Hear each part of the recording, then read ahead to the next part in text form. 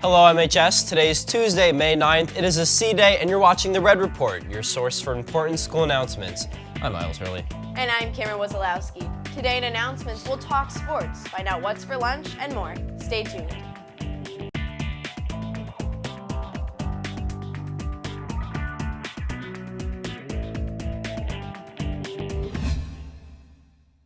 First things first, it's time to check in with MHS Athletics. Here's your sports scoreboard. The boys varsity baseball team played on 5-4 against Cheney Tech at home and won easily by a score of 12-2. Their next game is on 5-10 versus Platt at 3:45. Boys golf also had their match on 5-4. It was against Tolland and they lost by a narrow score of 167-173. Their next match is on 5-9 versus E.O. Smith at 3 p.m. Girls golf had their match on 5-4 as well at East Hartford, and they lost by a score of 212-259. Their next match is on 5-9 at Wethersfield at 3 p.m. Boys tennis had their match on 5-4 versus Windsor and won easily 5-2. Their next match is on 5-9 at Tolland at 3:45. On 5-3, the girls' tennis team played Rocky Hill and won by a narrow score of 4-3. Their next match is on 5-9 at Windsor at 3:45. Softball played their game on 5-3 at Middletown and lost by a score of 16-2. They hope to get a win on 5-9 when they play at Bloomfield at 3:45. Track had their match on 5-2 at East Hartford against East Hartford and East Catholic. Both the boys and girls track teams won against both other schools, making them back-to-back undefeated CCC champions. Their next meet is on 5-20. It's the JI Invitational here at MHS at 9 a.m. From the Red Report, this is Ben, Wilman Asian reporting. After the success of last month's Chasing the Dragons assembly, MHS staff are screening another documentary next week, and this time it's about everyone's favorite thing, technology. Screenagers is about the impact of the digital age on young people and how to help families minimize harmful effects and find balance. After seeing the film, people report feeling more confident and better equipped to establish balance around screen time. We are asking students to have an open mind when watching the film. The goal is to give the student and adults the best current information about the impacts of technology to make healthy decisions as individuals and families.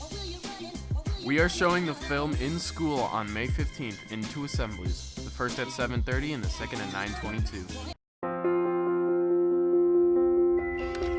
It's super fun playing on my mom's cell phone. It's awesome how you can watch videos on YouTube. Texting and sharing photos. It all started with one question: what new phone to get my daughter? I knew what Tessa wanted, a smartphone. I learned that you spend on average 6.5 hours a day looking at screens. As a doctor, I decided I needed to understand the impact of all this screen time on kids. And as a mom, I needed to know what to do. A young adolescent brain can oscillate back and forth very, very quickly, but it comes at a cost. I'm so distracted by my phone, so it's hard to listen to a teacher and actually understand what they're saying. What's extraordinary about the studies on multitasking is even though you're doing worse and worse on everything you're doing, you feel as though you're doing better and better. Who's there to catch you at home? Your mom? You can outsmart her easily. No offense. Yeah, Mom, it's a really hard math thing. The game industry has designed these games to become universes where these kids enter and they don't want to come out to do math. Who wants to do math? When I tried to stop him from playing the games, he turns into another person. I gamed until like 1 in the morning, and then I gamed 3 in the morning, and then I gamed until 5 in the morning. Most of the time, he'd be on the computer. It felt like he was in a different world. I didn't realize how much my sister cared about me. The thing that matters is not whether you're a good person, it's how you look. I took a picture of myself and my bra, and I sent it to him. When I got to school, I knew that everyone else knew. This is one of the most difficult parenting issues we've ever faced. Internet consumption, video game use is very complicated to parent around. The mistake that parents often make is that they assert their authority without explaining it in a way that makes sense to their child. When parents tell me not to do something, I'm like, what would happen if I did it. When my parents actually have that deep conversation, it works a lot better. It's evolution, it's the future, it's too late, I'm addicted. No, it's not too late. The research that shows human resiliency gives me hope. When my friends and I go out to eat, we'll all agree to put our phones in the middle of the table. Whoever checks their phone first has to pay for the meal. When I study, I turn off the data on my phone, and that way I can't go on the internet and I can't get text messages. We have to think about everywhere that kids are in the real world and how we can help educate them in those spaces. We can't just say it's on the schools, it's on the parents. We have to do this as a community.